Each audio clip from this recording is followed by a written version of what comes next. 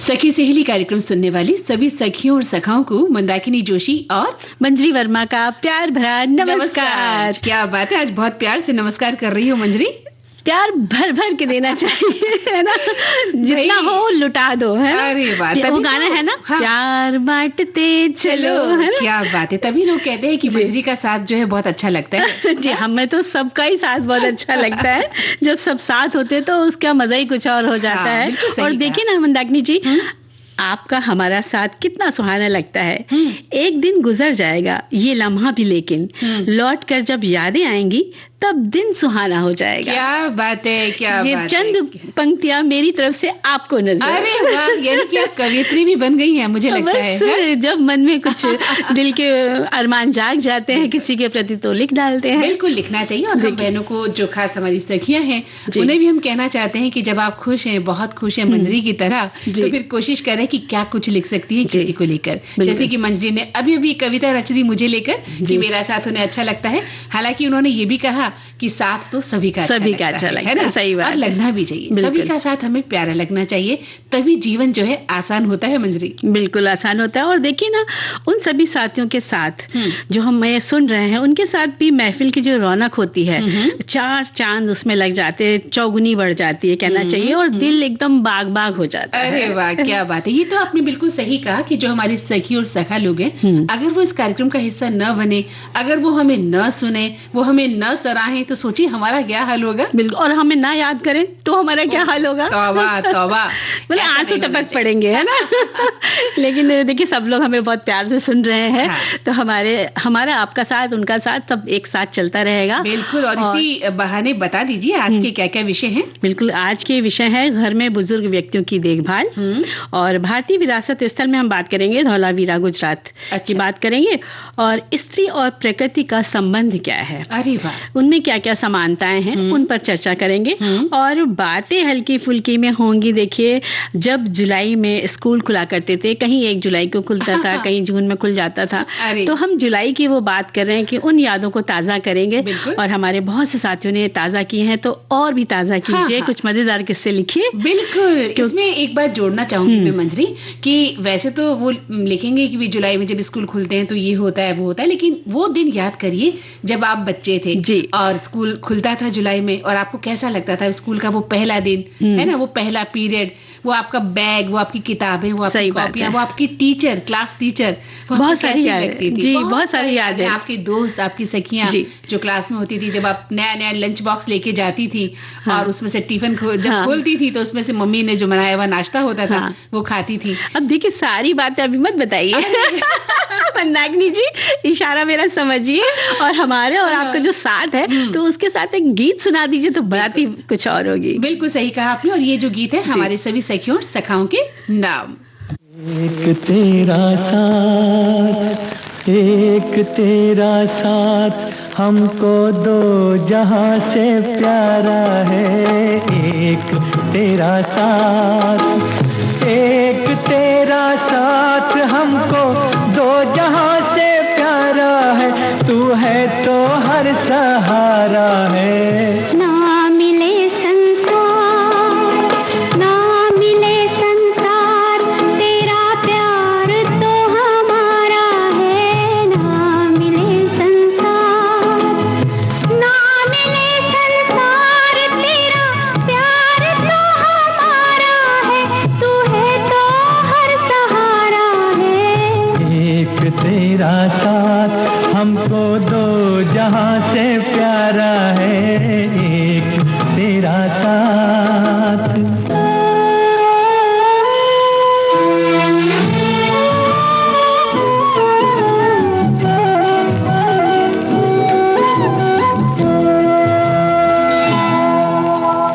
हम अकेले हैं, शहनाइयाँ चुप हैं, तो कंगना बोलता है।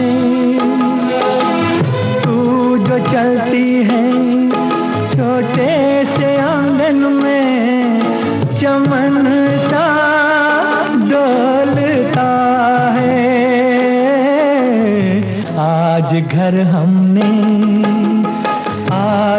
हमने मिलन के रंग से संवारा है, तू है तो हर सहारा है। ना मिले संसार तेरा प्यार तो हमारा है, ना मिले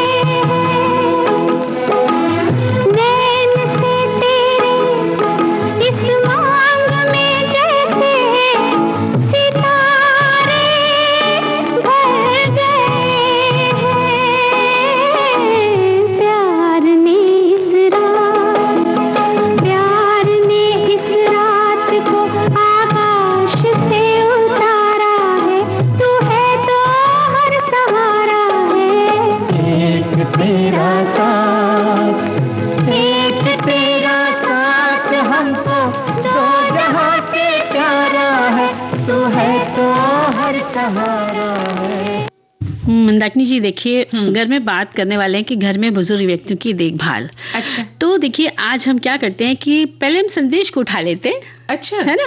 तो एक ने बड़ा प्यारा सा संदेश, मतलब सबने लिखा है अच्छा, लेकिन हम शुरुआत करते हैं एक संदेश से। लिखते हैं कि बुजुर्ग हमारे लिए प्रेरणा स्रोत हैं, उनकी देखभाल हमारा दायित्व है। जिन घरों में बड़े बुजुर्ग नहीं होते वो घर वीराना सा लगता है। बुजुर्ग हमारे वट वृक्ष जैसे हैं जिनकी देख रेख में हमने अपना बचपन खेला है, इसलिए जब वृद्धावस्था आती है तब हम उन्हें दरकिनार कर देते हैं। ऐसे में उनकी जिम्मेदारियां ठोकर से भरी उम्मीद टूट जाती है। अगर हमारे घर में बड़े हैं तुम किस देखभाल हमें अच्छे तरह से करनी चाहिए, ये हमारी जिम्मेदारी होती है। इन्होंने संदेश में लिखा है और वाकई में बहुत सुंदर सी बात लिखकर भेजी है। हाँ, और एक श्रोता लिखते हैं कि बुजुर्गों की देखभाल एक बड़ा आम मुद्दा है। कई घरों में पति पत्नी अपने बूढ़े माँ बाप को वृद्धाश्रम में भिजवा देते हैं या फिजूल खर्च करने से बचते हैं। धन के लालच ने उन्हें बूढ़े माँ बाप से दूर रखा। हमारे घर में इसी महीने हमारे दादा की मृत्यु हो गई, तो अभी तक हम उनकी सेवा क्रिया में लगे हैं। हमारी माँ दादी की सेवा नहीं करती थी, इसलिए वो कहती हैं मारी बहू हीड़ा को नहीं करे, है ना, मेरी बहू मतलब सेवा नहीं करती। बिल्कुल, तो ये चीजें नहीं होनी चाहिए। बिल्कुल। और जो उम्र का जो पड़ाव होता है, जब वृद्धावस्था आती है तो व्यक्ति ने उस समय एक लंबा जीवन गुजारा होता है और संघर्ष कर अपने कंधों पर पूरे परिवार की जिम्मेदारियों को ईमानदारी से निभाया होता है। धूप छांव, गर्मी की झुलसाती तपन और वर्षा के मौसम में भी दिन रात एक एक करके मेहनत करी होती उन्होंने, और हर के चेहरे पर मुस्कान, खुशी देखने की चाहत में वो खुद का आराम भूल जाते हैं। और बच्चों की खुशी उसकी आंखों का सपना होती है, उनकी आंखों का सपना होती है। मगर जब उम्र के ढलते पड़ाव में उनके पास से लोगों की दूरी घटने लगती है, तब हृदय जो है वो चित्कार उठता है। बिल्कुल सही कहा आपने। और देखा जाए तो जीने के लिए हमने अपना जीवन होम कर दिया, मतलब उन लोगों ने, और हम सभी एक दिन उसी दौर में ही तो जाने वाले हैं मंजरी, है ना। आज जो युवा है वो कल वृद्ध होगा ही, एक दिन हम भी सब वृद्ध होने वाले हैं, तब हमारी कौन देखभाल करेगा। यदि ये विचार भी थोड़ा सा मन में आ जाए तो समझिए कि आज इस विषय पर चर्चा करना सार्थक हो जाता है। हालांकि मंजरी, मैं ये सोचती हूँ कि ये विचार आने से भी हम कहीं ना कहीं स्वार्थी हो जाते हैं कि भाई मैं भी तो वृद्ध होंगी तो मैं किसी वृद्ध की सेवा कर दूं, ये भी एक स्वार्थ है। हाँ, स्वार्थ है, लेकिन मन में ये भाव आना नहीं चाहिए। वो हमारे माता पिता हैं या वो हमारे सास ससुर हैं या कोई भी रिश्ता है। बिल्कुल, उन्होंने आपके साथ इतना किया तो आपकी जिम्मेदारी है, उस जिम्मेदारी को समझिए, दिल से समझिए। हाँ, सबसे बड़ी बात है। और एक बात और है कि लोग तो बिना रिश्तों की भी वृद्धजनों की सेवा करते हैं। हाँ, बहुत सी हमने देखी, बहुत सी संस्थाएं भी कि वो हमारे माता पिता लगते हैं, वो हमारे सास ससुर लगते हैं, लेकिन लोग तो इससे इतर होकर बहुत बड़ा करते हैं, बहुत बड़ा काम कर रहे हैं, है ना। गरीबों की, जिनके पास खाने को नहीं है, उनकी सेवा करते हैं, वो भी तो इंसान है। बिल्कुल, वो बहुत बड़ी एक नेक काम जिसे कहते हैं वो कर रहे हैं और दिल खोल के कर रहे हैं। और जब इसलिए तो कहा जाता है कि बच्चों में संस्कार शुरू से डालने की बात कही जाती है कि आदर देना, सम्मान करना, सेवा, देखभाल करना जैसे भाव शुरू से देने चाहिए। वो कहते हैं ना, जैसे बीज बोगे फसल वैसे ही काटोगे। यदि आपके घर में बुजुर्ग हैं तो उनकी देखभाल की पूरी जिम्मेदारी परिवार के सदस्यों को समझनी चाहिए।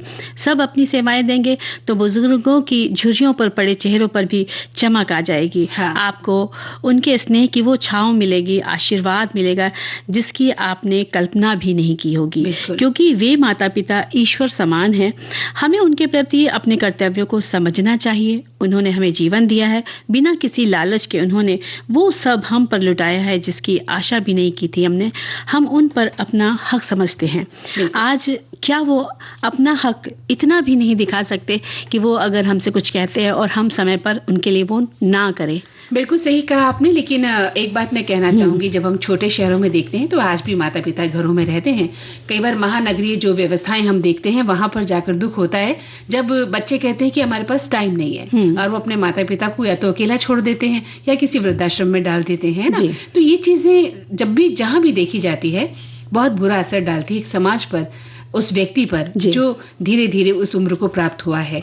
तो उन्हें शारीरिक, मानसिक और भावनात्मक स्तर पर हमें समझना होगा और उनके दैनिक कार्य हैं, उनका घूमना है, उनका टहलना है, उनका व्यायाम है, उनकी दवाएं हैं, उनका पूजा पाठ है, उनका नहाना धोना, खाना पीना, सब हमारी जिम्मेदारी होती है मंजरी। बिल्कुल, अगर हम उनको इस तरह से ध्यान देंगे तो वो भी खुश रहेंगे। और स्वस्थ निरोगी काया के लिए उनके लिए बहुत जरूरी है कि आप समय समय पर उनकी मालिश करें, दवा, इलाज, पौष्टिक भोजन जिसमें वो सभी चीजें शामिल हो जो उनकी पाचन क्रिया को दुरुस्त रखें।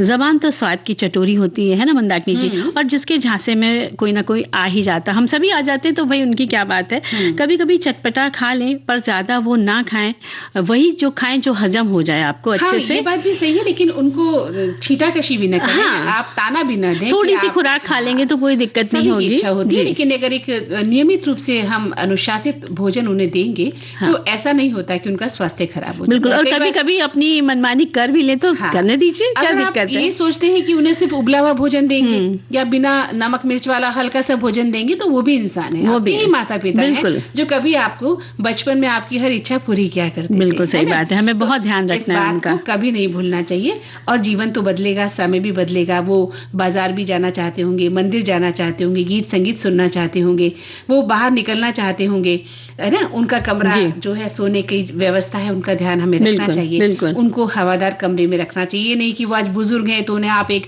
ऐसी कोठरी में बैठा दे जहाँ ना हवा है ना पानी है और आप आलीशान कमरों में रहते हो। वो भी गलत चीजें होती हैं जो हम कहीं ना कहीं देखते हैं। बिल्कुल, तभी तो लगता है कि हम ऐसी बात चर्चा करें जिसमें लोगों का ध्यान जाए कि हमें क्या करना है। मतलब और बातें इतनी खतरनाक स्तर पर देखी जाती है कई बार कि दिल, विश्वास उठ जाता है जिंदगी से, इंसानियत पर से, कि क्या हम अपने घर के बुजुर्गों को, चाहे वो किसी भी रिश्ते से जुड़े हैं हमसे, हम उन्हें कितना प्रताड़ित कर रहे हैं। ये भी हम देखते हैं आजकल, जब भी खबरें देखो तो ऐसी ऐसी बातें आती हैं। इतना दुर्व्यवहार कर सकते हैं, एक मानवीय दृष्टिकोण से अगर सोचा जाए बहुत गलत है, तार हो जाता है मन।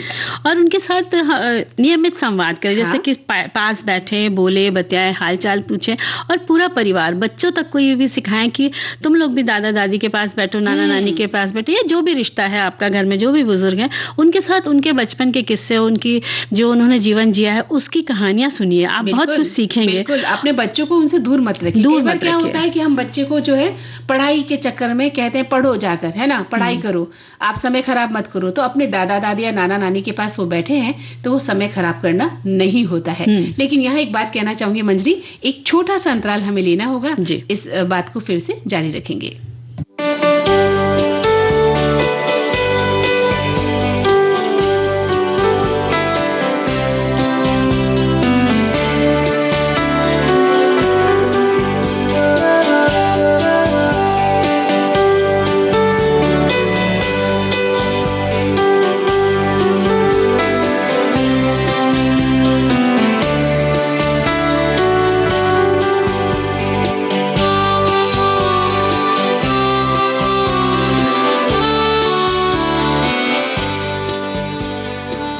तो इस अंतराल के बाद फिर से सभी का स्वागत है जी। और हम बात कर रहे थे कि हम उनको डॉक्टरों के से उनके साथ साथ मतलब बुजुर्गों को डॉक्टर से समय समय पर उनकी जांच करवाएं, उनके विचारों को सुने, परिवार हर बातों में उनकी सलाह मशवरा भी ले, और जब हम डॉक्टर को दिखाते हैं तो जो भी वो राय देते हैं बताते हैं उसका पूरा एक पालन करें। और बच्चों के साथ तो उनको पास में बैठाना ही, बैठकर बातें करना है, सुनना चाहिए, बिल्कुल जीवन के किस्सों को सुनना चाहिए। और एक खास बात और है मंदाकिनी जी, हम अपने जो बुजुर्ग हैं उनके शौक को पहचाने, उन्हें क्या पसंद है। इस उम्र में भी अगर वो कुछ करना चाहते हैं तो उनको पूरा सहयोग दे, चाहे वो लिखने का मन करे, चाहे गाने का मन करे, चाहे उनको म्यूजिक वो चाहिए, इंस्ट्रूमेंट चाहिए, तो वो भी आप उनको दें। और जब भी उनका जन्मदिन हो या एनिवर्सरी हो तो आप खूब उल्लास के साथ मनाएं, सरप्राइज पार्टी दें, उनके साथी फ्रेंड्स को बुलाएं और अरेंज करें पार्टी। तो जब सरप्राइज देंगे तो उन्हें बहुत अच्छा लगेगा। बिल्कुल। और साथ में उनकी पसंद की पिक्चरें दिखाएं, पिकनिक पर ले जाएं, घुमाएं फिराएं। जीना इसी का नाम है मंजरी, अगर आप खुद भी जिए और उनको भी जीने दें, है ना। ये ना हो कि आप सारे शौक पूरे करें और घर के बुजुर्गों को आप सिर्फ उलाहना देते रहें या उपदेश देते रहें कि अब आप बुजुर्ग हो गए हैं, आपकी लाइफ खत्म हो रही है, आपको ये शोभा नहीं देता है। और जैसे पहले के समय घर में सब लोग बैठ के खेलते थे खेल, ताश खेल रहे हैं, चाहे लूडो, चाहे कैरम खेल रहे हैं, इस तरह के जो चेस खेल, शतरंज खेलते थे, तो इस तरह के खेल भी उनके साथ खेले थे। उनसे बातें कीजिए, उनसे बातें साझा कीजिए, घर की समस्याएं उनसे साझा कीजिए, उनसे राय लीजिए, उनको अवॉइड मत कीजिए कि आपको लगता है कि हम बहुत बड़े हो गए हैं और अब माता पिता की सलाह की हमें जरूरत नहीं है ना। इन बातों से उभरे और जीवन को एक अच्छी दिशा दे, ताकि आपके घर के जो बड़े बुजुर्ग हैं वो आपसे प्यार कर सकें और घर का माहौल भी बहुत ही खूबसूरत होगा। एक प्यारा सा गीत सुन लें।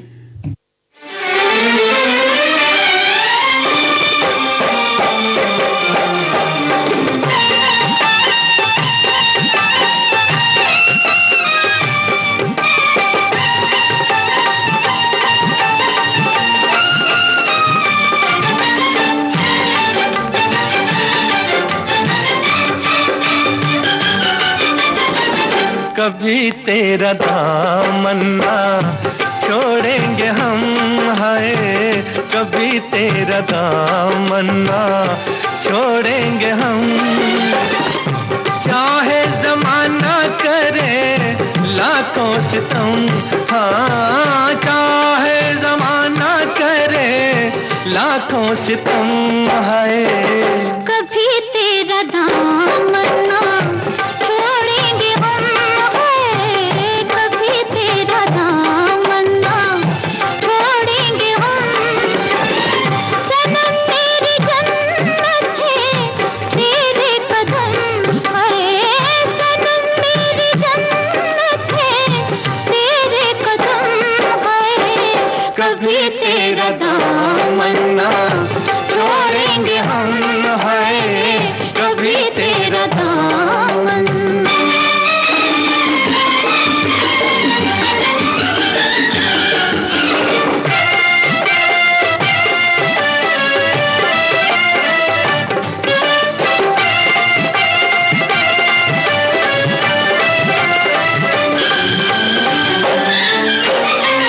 मोहब्बत के शोलों में जलता रहूंगा, तेरा नाम लेके मैं चलता रहूंगा, धोकर बिखा के संभलता रहूंगा।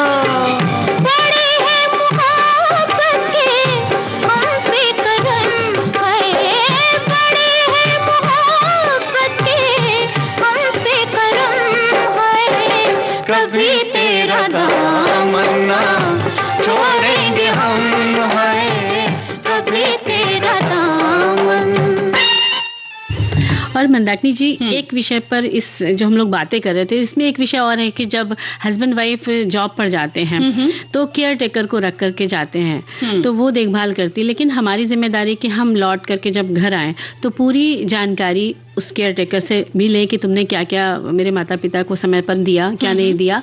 और उसके जाने के बाद हम अपने पेरेंट्स से भी पूछें कि मतलब आपको ये जो कह रही थी वो सब ठीक दिया या नहीं दिया। कई बार क्या होता है वो बदमाशी कर देती कि दवाएं ठीक ठीक से नहीं देती हैं और उन्हें खाना टाइम पे नहीं दे रही या डांट के सुला दिया, इस तरह की हमने कई सारे केसेस सुने हैं। बिल्कुल सही तो लगता है कि ये बातें अपने पेरेंट्स से पूछनी चाहिए और उनके पास बैठे आकर के ऑफिस, अकेला नहीं छोड़े।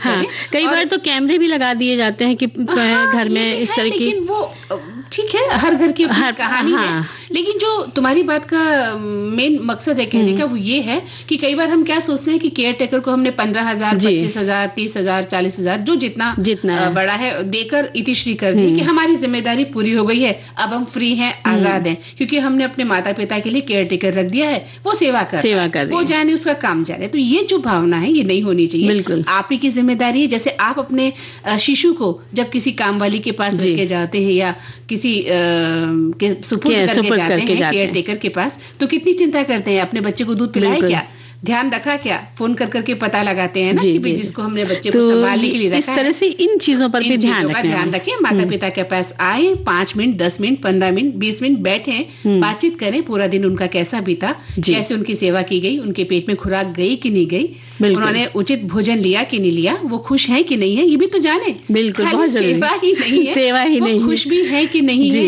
ये भी तो जानना बहुत जरूरी है। अधिकार है ना खुश रहना। बिल्कुल। और देखिए हमारे एक साथी लिखते हैं कि माता जी पिताजी को तो तीर्थ है, सेवा करना 3 धाम के बराबर है। बहुत सुंदर सी बात लिखी है।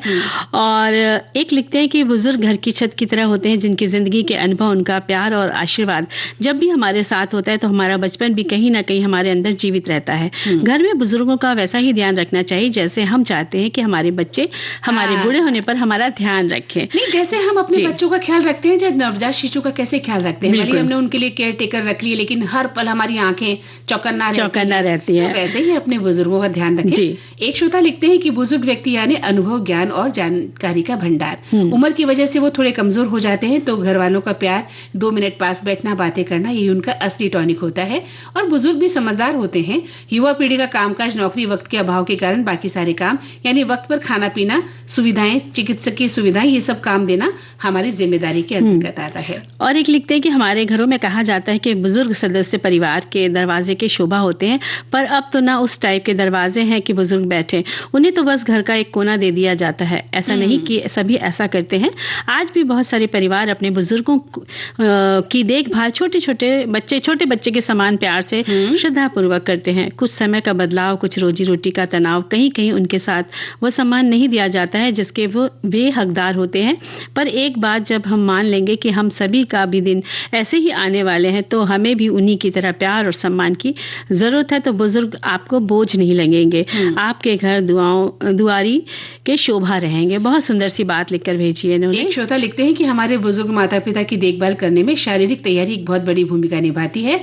नाइट लाइट्स हैं, ग्रैब बार है, रेलिंग लगाना है, अव्यवस्था को हटाना है, ये भी बहुत जरूरी है, क्योंकि बुजुर्ग चलने में उनको जैसे दिक्कत आती है, तो उनके लिए जो सुविधाएं हैं वो बहुत जरूरी हैं घर पे, ताकि आपके माता पिता सुरक्षित रह सके। बिल्कुल। और एक लिखती है कि घर में बुजुर्ग व्यक्ति की देखभाल बहुत ही अच्छा विषय है। बुजुर्गों की सेवा एक पूजा ही है। मैं मंदिर ना जाऊं, प्रार्थना भजन कीर्तन ना करूं, लेकिन उनके लिए कुछ अच्छा करूं, उनकी बातें सुनूं तो ईश्वरीय आशीर्वाद मिल गया, ऐसा मेरा मंतव्य है। उनकी खुशी में ही मैं स्वस्थ और प्रसन्न हूँ। बहुत अच्छी बात लिखी है आपने। और केवल लिखना नहीं होना चाहिए, इसे अपने दैनिक जीवन में अपनाना चाहिए। बिल्कुल है ना। और एक लिखते हैं श्रोता कि वृद्धों की देखभाल तब आवश्यक हो जाती है जब वृद्ध लोग दैनिक जीवन की गतिविधियां जैसे खाना बनाना, सफाई करना, नहाना, दवाएं आदि लेना करने में असमर्थ हो जाते हैं। तो परिवार का कोई सदस्य उन्हें देखने के लिए उपलब्ध नहीं होता है। ऐसी स्थिति में उनको बहुत दिक्कतों का सामना करना पड़ता है। बिल्कुल। और हमारे साथी लिखते हैं कि बुजुर्गों की देखभाल की बात चलिए तो हम तो इस मामले में परेशान हैं। बड़े बेटे कुछ समझते हैं तो छोटा मनमानी कर रहा है। अब घर बैठे हैं, बीमारी से ग्रस्त हैं, अपनी कमाई बीमारी में लगा दी, अब कुछ बचा नहीं, इन सब के आश्रित हैं। अभी धर्म पत्नी भी अकेला छोड़ गई, बहुएं भी जैसे मजबूर सी दिखती हैं, वे पतियों के चेहरे देखती हैं। अब अपना वेद भारती सुनना मोबाइल का ही सहारा है। वाकई आपने बहुत दिल छूने वाली बात लिखी है। ऐसा नहीं करना चाहिए, लोगों को समझना चाहिए। और मुझे लगता है ये प्रोग्राम सुने तो वो लोग भी, तो उनको समझ में आएगा कि हम क्या कह रहे हैं, और दिल की बात जाने की आपके परिवार के सदस्य क्या चाहते हैं आपसे, क्या उम्मीद रखते हैं। बिल्कुल सही कहा। ये तो ये बात जानकर देखकर तो मन भर आया, इस तरह का नहीं होना चाहिए। देखिए पति पत्नी में से अगर कोई एक चला जाता है तो ऐसी स्थिति में किसी की भी जो है हालत नहीं बिगड़नी चाहिए, बुजुर्ग रूप में खासतौर से जब वो बुजुर्ग अवस्था में होते हैं। तो घर के बच्चों की, बहुओं की और घर के सदस्यों की जिम्मेदारी होती है कि वो उनका ध्यान रखें। और मंदाकिनी जी कुछ बदलने के लिए एक बात संदेश ले लेते हैं। छोटी सी बात उन्होंने लिखी है कि आज तो मंजरी दीदी मंदाकिनी दीदी की जोड़ी ने दोपहर की बेला में 4 चांद लगा दिए हैं। मुझे तो ये जोड़ी अत्यंत प्रिय है। इस जोड़ी का साथ मुझे 2 जहां से प्यारा है। अरे वाह, क्या धन्यवाद आपको। 4 चांद मुझे दिख नहीं रहे इतनी। देखिए 2 तो दिख रहे हैं और 2 हमारे चेहरे। चलिए अगर दिन में भी 4 चांद दिखते हैं तो हमें दिख गए। देखिए कल्पना किया करिए मंदाकिनी जी। चलिए गाना सुन लेते हैं, प्यारा सा गीत सुनते हैं।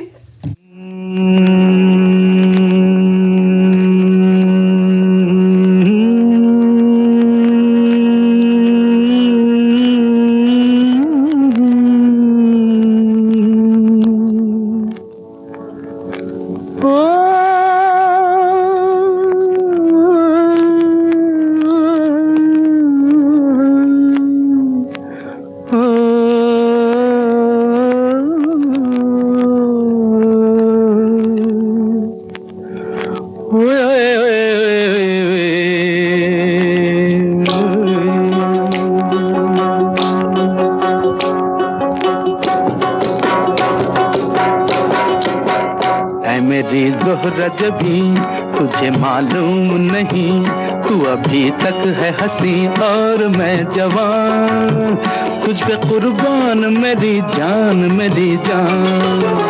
ऐ मेरी ज़ोहरा जबी तुझे मालूम नहीं, तू अभी तक है हंसी और मैं जवान, तुझ पे कुर्बान मेरी जान मेरी जान।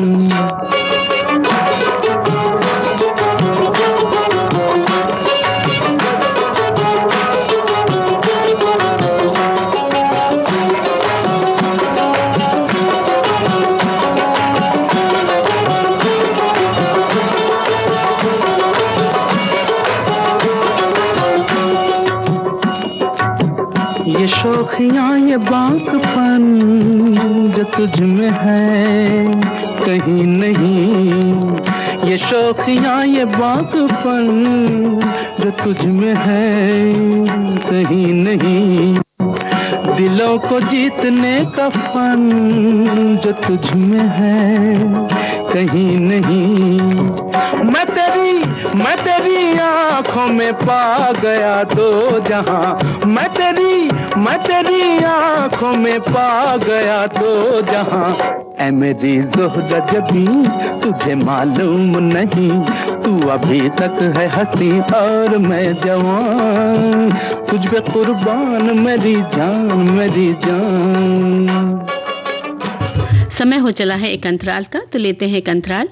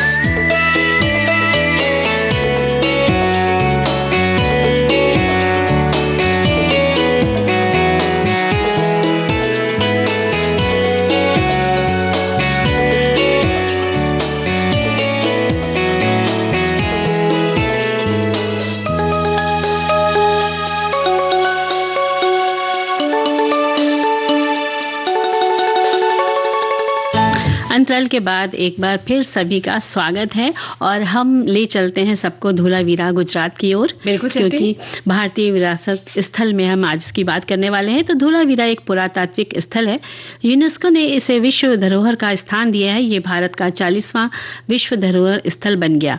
ये पश्चिम भारत के गुजरात राज्य के कच्छ जिले के बचाऊ तालुका के खादिर बेट में स्थित है। एक पुरातात्विक स्थल है। प्राचीन सिंधु घाटी सभ्यता के एक शहर के खंडरों को ये समेटे हुए है। बिल्कुल मंजरी, और ये स्थल अपने जो है उन्नत जल प्रबंधन प्रणाली, सुनियोजित शहर की योजना और विभिन्न कलाकृतियों के लिए भी बहुत जाना माना है, प्रसिद्ध है। धोलावीरा में खुदाई के दौरान कई महत्वपूर्ण खोजें हुई, जिनमें एक किला, मध्य शहर, निचला शहर और एक कब्रिस्तान भी शामिल है। और इसके अलावा यहाँ जलाशय हैं, कुएं हैं और जल निकासी प्रणाली भी पाई गई है, जिससे पता चलता है कि एक समय में यहाँ जल प्रबंधन की व्यवस्था बहुत अच्छी रही होगी। धोलावीरा कर्क रेखा पर स्थित है। स्थानीय रूप से कोटड़ा टिम्बा के रूप में भी ये जाना जाता है। इसकी खोज 1978 में की गई थी और यहाँ अनुपम खजाने के अवशेष भी मिले, जैसे कि चांदी, सोने, लोहे और पाषाण के उत्पाद। ये हमें प्राचीन समय के कार्य प्रणाली की झलक भी दिखाते हैं, जैसे यहाँ के व्यापार, उत्पादन, कौशल और आर्थिक प्रगति कैसी थी। बिल्कुल बिल्कुल, ये 1968 यानी 1968 में जो है इसकी खोज हुई थी, है ना। और धोलावीरा की जो बनावट है वो सुरक्षा की दृष्टि से त्रिस्तरीय किलेबंदी की है, यानी सुनियोजित नगर नियोजन और पत्थर की व्यापक रूप से इसका इस्तेमाल हुआ है। यहाँ जो जलाशय मिले ना, उससे पता चलता है कि सिंधु सरस्वती सभ्यता के लोग जल प्रबंधन में काफी कुशल थे और वर्षा का जल भी जो है संचय किया जाता था। और साथ ही यहाँ के स्नानघर जो हैं वो विकसित नाली व्यवस्था से देखकर ज्ञात होता है कि स्वच्छता का और सार्वजनिक स्वास्थ्य का भी यहाँ महत्वपूर्ण स्थान था। और यहाँ की उत्कीर्ण लिपि के अवशेष, संचार और प्रशासनिक प्रणाली की जानकारी भी यहाँ पर प्राप्त होती है। और हालांकि इसे अभी तक पढ़ा नहीं जा सका है। इस समय के लोग बहुत ही अग्रणी थे। ये भी पता चलता है कि कितनी प्रौद्योगिकी और सामाजिक उन्नति यहाँ पर हुई थी उस समय, और इनकी सभ्यता से पूर्वजों की समझदारी और उनके सामाजिक जीवन शैली की व्यवस्था का पता चलता है। बिल्कुल पता चलता है। और यहाँ जो टेरिकोटा मिट्टी के बर्तन हैं, मोती है, सोने और तांबे के गहने, मोहरे, मछलीकृत हुक जो है, जानवरों की मूर्तियां हैं, उपकरण है, कलश हैं और कुछ महत्वपूर्ण जो बर्तन है वो भी प्राप्त हुए हैं मंजरी। और इन स्थल की जो विशेषताएं हैं वो ये है कि यहाँ से प्राप्त सिंधु लिपि में निर्मित 10 बड़े पत्थरों के शिलालेख जो कि शहर के प्रवेश द्वार पर है वो देखे जा सकते हैं। और ये दुनिया का सबसे पुराना साइन बोर्ड है जिसे पढ़ा नहीं जा सका। और इस स्थल को 27 जुलाई 2021 को विरासत स्थल की सूची से जोड़ा भी गया था। जी, और धोलावीरा का स्थान विभिन्न खनिज और कच्चे माल के स्रोतों से भरा हुआ है, जैसे कि तांबा, खोल, एगेट, कार्नेलियन, स्टीटाइट, सीसा, बैंडेड, चूना पत्थर के दोहन के लिए ये जाना जाता है। और ये शहर 22 हेक्टेयर में फैला हुआ है और आकार का संगठन आयताकार है। यहाँ बावड़ी है। धोलावीरा का शाब्दिक अर्थ है सफेद कुआं। ऐसी ऐतिहासिक जगह हमें पीढ़ियों की परंपराओं और उस समय जितनी भी सुविधाओं का संयोजन संग्रह होता था, इस बात का यहाँ से पता चलता है। बिल्कुल। और स्वच्छ वातावरण है वहाँ, खुला आकाश तो है ही, और निडर जो है निर्भीक साहसी लोग वहाँ पे होते होंगे, ऐसा भी पता चला है क्योंकि उनका जीवन बहुत कठिन था। और आज हम ऐसा सोचते हैं क्योंकि हम तो सुविधाओं के आदी हो गए, हमें तो सुविधाएं चाहिए पग पग पर। लेकिन उनकी सभ्यता को जब देखा जाता है तो पता लगता है कि उनकी जीवन शैली से हम बहुत कुछ आज भी सीख सकते हैं। और हमारे श्रोताओं ने भी इसी तरह के विचार अपने संदेश में हमें लिख भेजे हैं। तो सभी का हम तहे दिल से स्वागत करते हैं।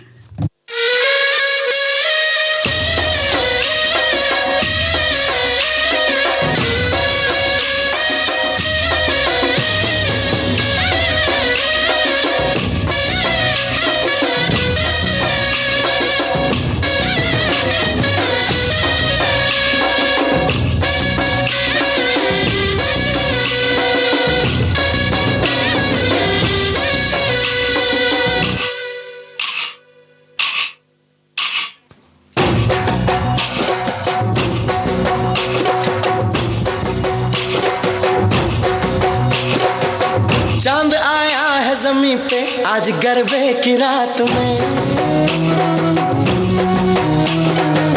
छुपा है वो यहीं कहीं पे आज गरबे की रात में। अरे ढूंढो ढूंढो रे शर्मा रहा है वो, कुछ तो बात है जो आया वो। अरे ढूंढो ढूंढो रे शर्मा रहा है वो, कुछ तो बात है जो आया वो। मौका है ये कहने सुनने का, मौका निकलने न दो। अरे मौका है ये कहने सुनने का, मौका निकलने न दो।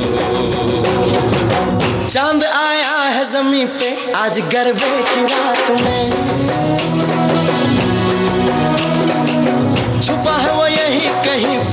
आज गरबे की रात में।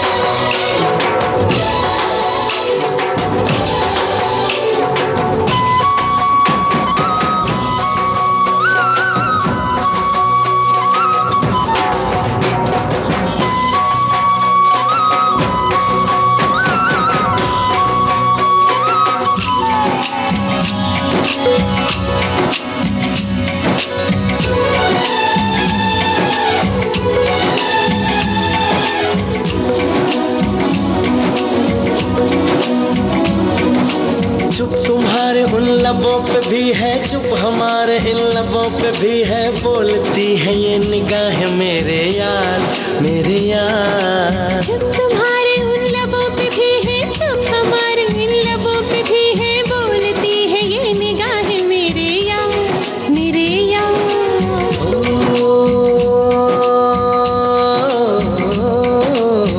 हंसी हो सनम तुम चांद से भी ज्यादा, हंसी हो सनम तुम चांद से भी ज्यादा, गहरी है जुल्फें जैसे रात कोई। तारीफें करो ना इतनी भी ज्यादा, रुके ना शर्म से सांसें मेरी। जो दिल में है बोलूं मैं, बस तुमको ही देखूं मैं, जीवन यूं ही बिता दूं। हो मेरे यार, मेरे यार, मेरे यार, मेरे यार। 90 बरस की ऊर आकाशवाणी। जी, मेरा नाम डॉक्टर सुब्रतो गुहा है और मैं पुणे महाराष्ट्र में रहता हूं। प्रोफेशन रहा है हॉस्पिटल एडमिनिस्ट्रेशन। दादी जी के पास एक पुरानी रेडियो हुआ करती थी और वो वाल्व वाला रेडियो था, और वो मॉर्निंग में जब रेडियो ऑन करती थी तो आकाशवाणी का जो वो सिग्नेचर ट्यून वो बजता था और वो मुझे अट्रैक्ट किया। तो उस समय मैं क्लास 5 में पढ़ता था और उसी से एक रेडियो सुनने का एक चस्का लगा। सवेरे 5:53 से जब पुणे विविध भारती स्टेशन का ओपनिंग होता है, फिर वंदनवार, फिर आपके भूले बिसरे गीत, फिर हम है राही प्यार के सारा प्रोग्राम्स मैं सुनता हूँ। दोपहर में सखी सहेली, हेलो फरमाइश हुआ या हेलो सहेली हुआ या आज के मेहमान हुआ या बॉम्बे टॉकीज हुआ या जो भी हुआ, संडे को तो खास करके उजाले उनकी यादों के सुनना ही सुनना है। अगर हम लोग एक knowledge upgradation point of view से देखें, आकाशवाणी से जो इंफॉर्मेशन और नॉलेज हम लोगों को मिलता है वाकई में एक काबिल तारीफ चीज है।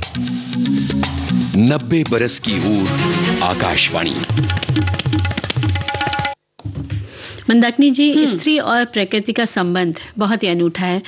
स्त्री को प्रकृति का पर्यायवाची माना जाता है क्योंकि दोनों ही सृजन, पोषण, सहनशीलता, धैर्य, जीवन को बनाए रखने की शक्ति है और विनाश की शक्ति का प्रतीक भी माना जाता है। हमारी वसुंधरा पर प्रकृति जीवन का पोषण करती है। जैसे असंख्य वृक्ष, संपदा, पौधे पनपते हैं, पुष्प, फल लगते हैं, कितने जीव जंतु पनपते हैं और उनका आहार भी वहीं से मिलता है। हम सभी प्रकृति पर ही तो निर्भर हैं, उनके बिना जीवन व्यर्थ है। वैसे ही स्त्री का जीवन होता है, वो अपने बच्चों को जन्म देती है, उनका पालन पोषण करती है, जीवन के सुख दुख की छांव को सहते हुए अपने परिवार की देखभाल करती है। स्त्री और परिवार का गहरा संबंध है, इनके बिना हम जीवन की कल्पना नहीं कर सकते। बिल्कुल सही कहा आपने, और ये बहुत ही जटिल विषय भी है। देखा जाए कि स्त्री और प्रकृति का संबंध क्या है ना, बहुत ही गहरा और दार्शनिक विषय है जिस पर मनन अगर किया जाए तो कुछ परतें खुल पाती हैं। अगर थोड़ा गहराई में जाकर हम बहुत कुछ लिखा भी जा सकता है, बिल्कुल लिखा जा सकता है और समझा जा सकता है। वैसे देखा जाए तो स्त्री और प्रकृति दोनों ही सृजन, पोषण और जीवन की निरंतरता से जुड़ी चीजें हैं मंजरी। और प्रकृति को स्त्री के रूप में देखा जाता है क्योंकि वो जीवनदायिनी है और सभी प्राणियों का पोषण भी करती है, और वहीं स्त्री को प्रकृति का प्रतिबिंब माना जाता है, जैसा भी तुमने कहा भी, क्योंकि उसमें रचनात्मकता होती है, संवेदनशीलता होती है और पालन पोषण जैसे महान गुण भी होते हैं। बिल्कुल इसलिए स्त्री और प्रकृति के बीच में एक संबंध है जी, है ना। और इसका अर्थ ये बिल्कुल भी नहीं है कि पुरुषों का इसमें सहयोग नहीं है जी। ऐसा नहीं सोचे, हमारे सखा लोग नाराज हो जाएंगे। दोनों जीवन चक्र चलाने के दो प्रमुख स्तंभ हैं, एक दूसरे के पूरक हैं। पति पत्नी के बिना जो संसार है वो सुचारू रूप से नहीं चल सकता है। लेकिन हम बात कर रहे हैं स्त्री और प्रकृति के संबंधों पर, तो इसलिए हम ये कहते हैं कि स्त्री भी अपने जीवन में कई तरह के बदलाव देखती है, एक बेटी के रूप में, एक बहन के रूप में, एक माँ के रूप में, एक बहू के रूप में, और वो सभी रूपों को श्रृंगारित भी करती है। कभी कभी कठोर निर्णय भी लेती है। और स्त्री और प्रकृति एक दूसरे के पूरक माने गए हैं और इसीलिए कहा जाता है कि दोनों एक दूसरे के बिना अधूरे हैं। बिल्कुल। और वैसे जैसे प्रकृति, स्त्री की बात करी आपने, तो प्रकृति भी कई ऋतुओं से पूरी भरी होती है कि वसंत आता है तो फूल खिल जाते हैं, पतझड़ आता है तो पत्ते गिर जाते हैं, गर्मी सहती हुई, वर्षा की मार भी सहते हुए, आंधी थपेड़े सब सहते हुए प्रकृति खड़ी रहती है। यानी संघर्ष दोनों के जीवन में है जी। और उसको सहते हुए वो पुष्पित और पल्लवित होते रहते हैं। बिल्कुल सही। और हम समाज में देख रहे हैं कि नारी स्त्री का शोषण और प्रकृति का दोहन निरंतर जारी है। हम दोनों को सम्मान देने के लिए मिलकर नहीं सोच रहे हैं। स्त्री के प्रति भी विरोधाभास प्रकट कर रही है। हमें अच्छे से पता है कि स्त्री और प्रकृति पर जो भी अत्याचार हो रहा है उसका असर समाज और देश पर भी दिख रहा है और इसका मूल्य हमें भी चुकाना होगा। प्रकृति को नष्ट कर हम बड़ी इमारतें बना रहे हैं, वहीं स्त्री के अपमान से कितनी विकृतियां फैल रही हैं। दोनों ही मनुष्य समुदाय को चलाने में, जीवित रखने में अपना सहयोग दे रही हैं। फिर हम दोनों का सम्मान क्यों नहीं करते? स्वार्थ से नहीं, परमार्थ से करें। बिल्कुल सही कहा आपने। एक बहुत ही जटिल प्रश्न उठाया आपने कि किस तरह से हम जो है प्रकृति का दोहन कर रहे हैं और नारी का शोषण कर रहे हैं। कितनी बड़ी समस्या है और इसी के चलते आज किस तरह की समस्याएं हम देख रहे हैं हमारे समाज में, पूरे विश्व में। और प्रकृति की सुंदरता है, जैसे उसकी ताजगी है, उनमें हरी भरी वृक्ष लताएं हैं, धीमी हवा का चलना है, फल फूल, सूरज की गर्मी से जो अंकुरित होते हैं वृक्ष पौधे, और वृक्षों का खिल जाना वर्षा के दिनों में, मतलब इतनी मनमोहक छटा बिखेरती है प्रकृति। ठीक उसी प्रकार जो स्त्री है वो अपनी सुंदरता से, अपने व्यवहार से, अपने वाणी से, अपने त्याग से, अपने धैर्य से, अपनी क्षमा भावना से, वात्सल्य से, स्नेह से, अपने समर्पण से परिवार में निखार लाती है, समाज को उच्चतम कोटि की ओर ले जाती है। बिल्कुल। और वास्तव में देखा जाए मंदाकिनी जी तो सत्य तो यही है कि प्रकृति और स्त्री की छांव हमें संभालती है। जब हम हरे भरे वृक्षों, पेड़ पौधों की खूबसूरत सी वादियों के समीप उसकी गोद में, छांव में बैठते हैं तो सारी थकान गायब हो जाती है। वैसे ही स्त्री के कई आयामों में भी हमें कभी माँ, कभी बहन, पुत्री, पत्नी और अन्य रिश्ते ममता, स्नेह के भावों का आभास कराते हैं और हम उनसे मन की बातें कर सुकून और शांति का अनुभव करते हैं। हर समस्या का हल वो चुटकियों में दे देती हैं। बिल्कुल सही कहा आपने। और प्रकृति भी हर पल जो है रूप बदलती है, जैसे स्त्री बदलती है। जैसे कभी वो बेटी बनती है, कभी माँ, कभी नानी, कभी दादी। कितने रूप हैं एक स्त्री के। मानव जीवन को संभालती है, संवारती है, उनकी देखभाल करती है, यानी कि खुद पर ध्यान भी नहीं देती कई बार तो स्त्री, है ना। और नव सृजन का उपहार स्त्री को ही मिला है। कैसे वो 9 महीने की तकलीफ को सहती है, माँ बनने का इंतजार करती है, बच्चे का इंतजार करती है। उस वक्त उसको मतलब बच्चे को संभालने की पूरी जिम्मेदारी वो अपने मन में रखती है, लेकिन ऐसे समय में परिवार की जिम्मेदारी होती है कि वो उस स्त्री को संभाले। जैसे हम नन्हे से बीज को मिट्टी में बोते हैं और उसके अंकुरित होने पर समय समय पर पानी देकर उसके बढ़ने का इंतजार करते हैं ना, वैसे ही स्त्री जो है नव शिशु को जन्म देने की राह तकती है।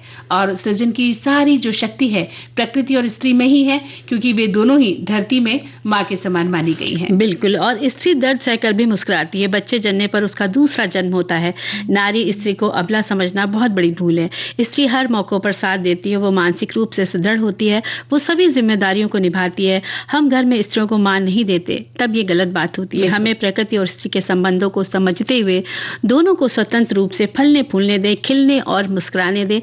जैसे हरी भरी वसुंधरा के तरह तरह से पौधे सुगंधित होती है, वैसे ही हमारी स्मृतियां भी, हमारी स्त्रियां भी परिवार में चहकती, खिलखिलाती, मुस्कुराती हैं तो घर खुशी से और सुख से महक उठता है। प्रकृति और नारी का सदा सम्मान करना चाहिए। नवकल्पना नव रूप से रचना रची जब नार की, नवकल्पना नव रूप से रचना रची जब नार की सत्यम शिवम सुंदरम से शोभा बढ़ी संसार की नवकल्पना।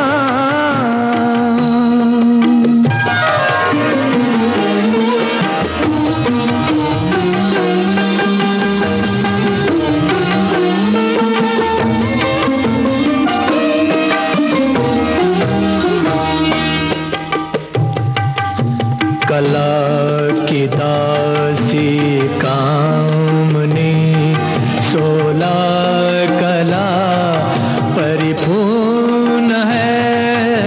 कला की दासी कामनी 16 कला परिपूर्ण है। विश्व में विश्वकन्या के ये नाम से प्रसिद्ध है, नाम से प्रसिद्ध है। हाव भाव अनुभाव से सेवा करे भगवान की नवकल्पना।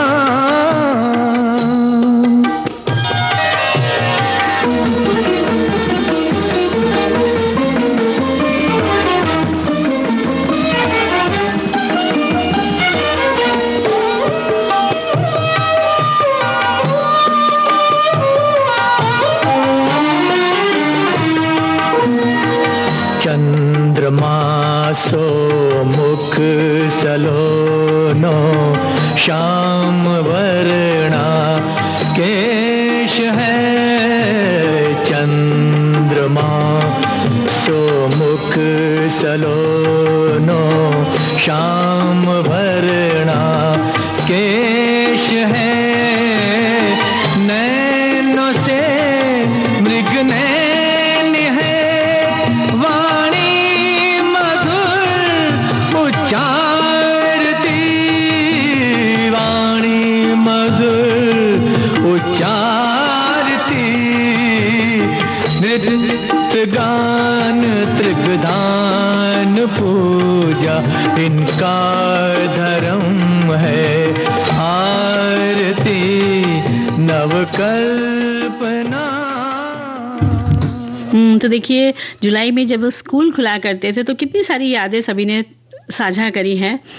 तो बस पढ़िए, देखिए कौन सा सबसे प्यारा सा संदेश, मतलब सभी तो संदेश बहुत प्यारे हैं, सबकी यादें हैं। हाँ, लेकिन यादें ताजा की है, क्योंकि जुलाई का जो महीना आता था हमारे बचपन की यादें ताजा हो गई है कि हम उत्साहित भी होते थे और कहीं ना कहीं लगता था कि ओहो अब रोज स्कूल जाना पड़ेगा। तो हमारे एक श्रोता लिख रहे हैं कि हमारे बचपन में स्कूल जुलाई की 1 तारीख को खुलता था। जैसे जैसे जून का महीना समाप्ति की ओर होता था वैसे वैसे मन में उत्साह रहता था। स्कूल खुलने का डर हमारे मन में होता ही नहीं था। एक खुशी रहती थी कि नई किताब कॉपियां आएंगी, बड़े भाई या बहन से ले लेंगे और नई जिल्द चढ़ाकर सहेज कर रखेंगे। ये उत्साह और उमंग इसलिए भी हुआ करता था कि उन दिनों स्कूलों में पूरे 2 महीने छुट्टियां मिलती थी और हमें नानी के यहाँ जाने को मिलता था। अब स्कूल पूरे 2 महीने की छुट्टी में विघ्न नहीं डालता, तो फिर हम भी जुलाई आते ही स्कूल खुशी खुशी जाया करते थे। अब तो बच्चों को छुट्टियों का आनंद ही नहीं है, क्या होता है मालूम ही नहीं है। बेचारे कोल्हू के बैल की तरह पूरे साल पीले रहते हैं। बिल्कुल। और हमारे साथी लिखते हैं कि हमारे समय विद्यालय की गर्मियों की 2 महीने की छुट्टी हुआ करती थी। 1 जुलाई को स्कूल खुलने के दिन आते थे, उससे पहले ही मानो नींद उड़ जाती थी। अपने मित्रों से मिलने की, उनके साथ खेलने की, साथ खाना खाने की और बहुत सी बातें सहेलियों से साझा करने की उत्कंठा रहती थी। लगता था जल्दी से जल्दी स्कूल पहुंच जाए, क्योंकि छुट्टियों के दौरान नई किताबें मिल जाती थी, उन पर कवर चढ़ जाते थे, नई यूनिफॉर्म बन जाती थी। बस इंतजार रहता था कि कब स्कूल खुले, कब अपने मित्रों से मिलकर उनकी ढेर सारी बातें करें। और किताबों की जो महक होती थी नई नई किताबों की, तो उसको सुनने में बहुत मजा आता था। सही कहा जी। एक श्रोता लिख रहे हैं कि जब हम छोटे थे तो अगस्त में स्कूल खुलते थे, जब छुट्टियां पड़ती थी तो गर्मी होती थी, तब खुलती थी तो बरसात होती थी। 2-2.5 महीने की छुट्टियां इतनी लंबी होती थी जैसे बरस बीत जाए।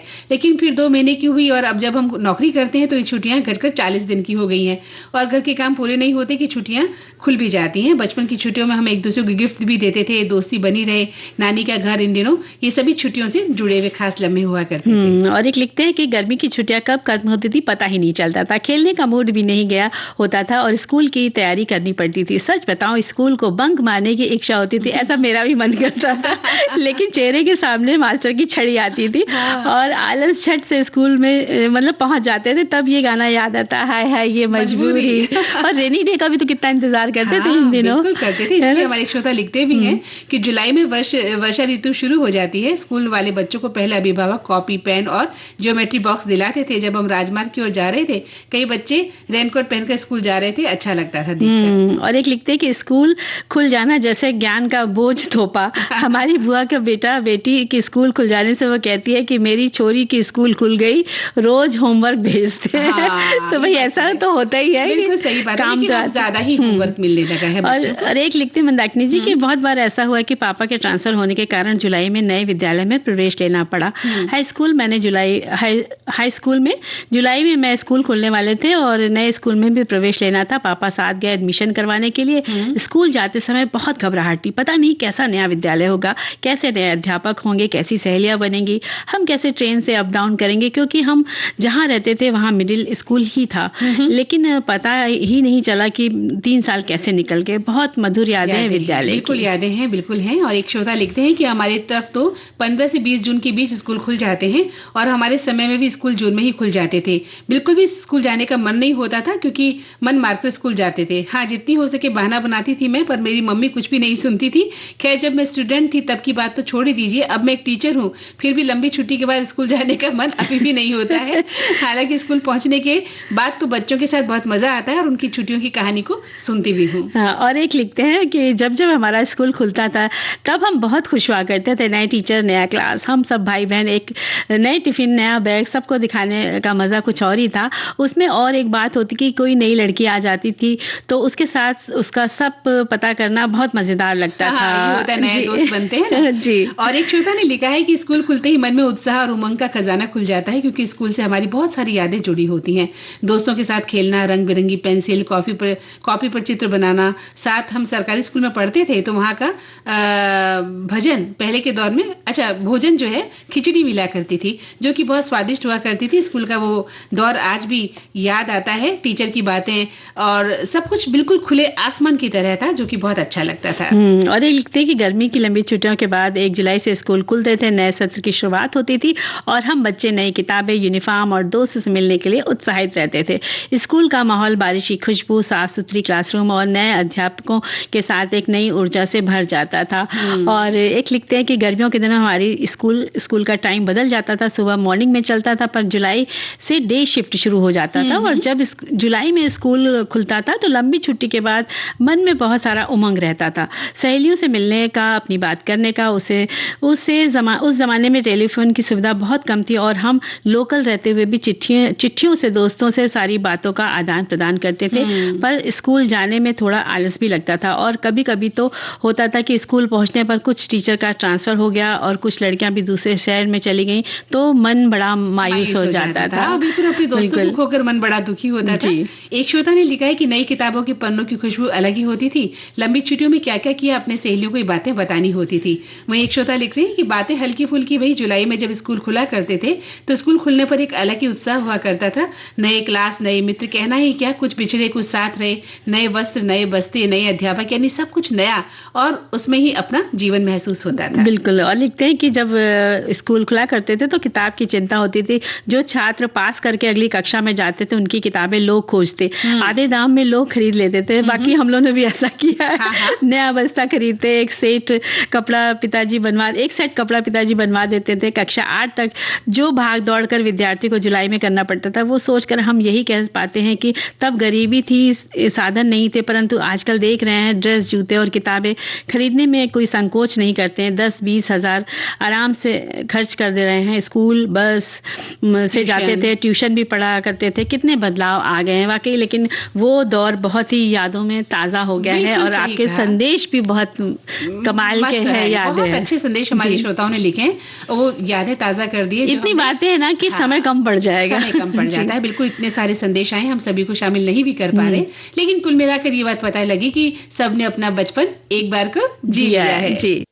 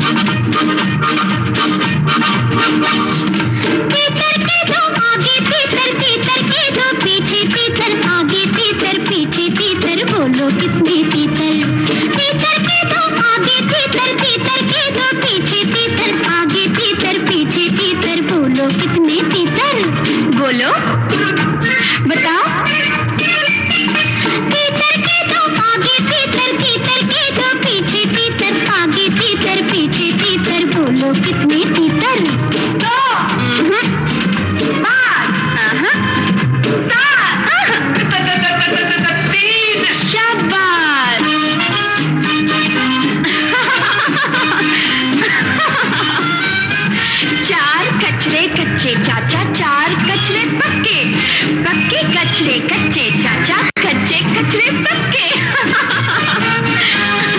चार कचरे कच्चे चाचा, चार कचरे पक्के, पक्के कचरे कच्चे चाचा, कच्चे कचरे पक्के। बोलो, चार कचरे कच्चे चाचा, चार कचरे पक्के, पक्के कचरे कच्चे चाचा, कच्चे कचरे पक्के, पक्के कचरे कच्चे चाचा, कच्चे कचरे पक्के। तीतर के तो आगे तीतर, तीतर के तो पीछे तीतर, आगे तीतर पीछे तीतर, बोलो कितने तीतर। तीतर के तो आगे तीतर, तीतर के तो पीछे तीतर, आगे तीतर पीछे तीतर, बोलो कितने तीतर।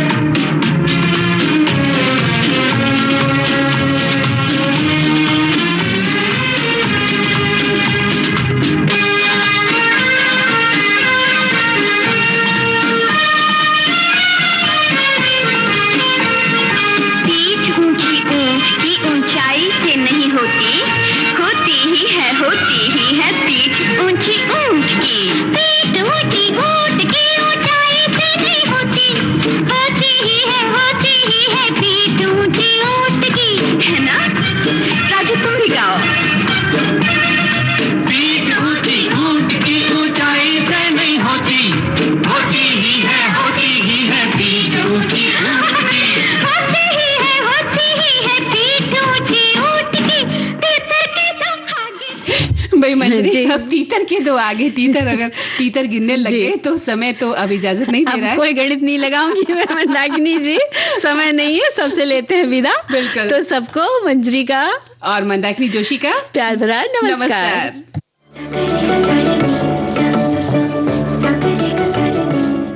कार्यक्रम के प्रस्तुतकर्ता अनुश्री पाठक। सखी सहेली।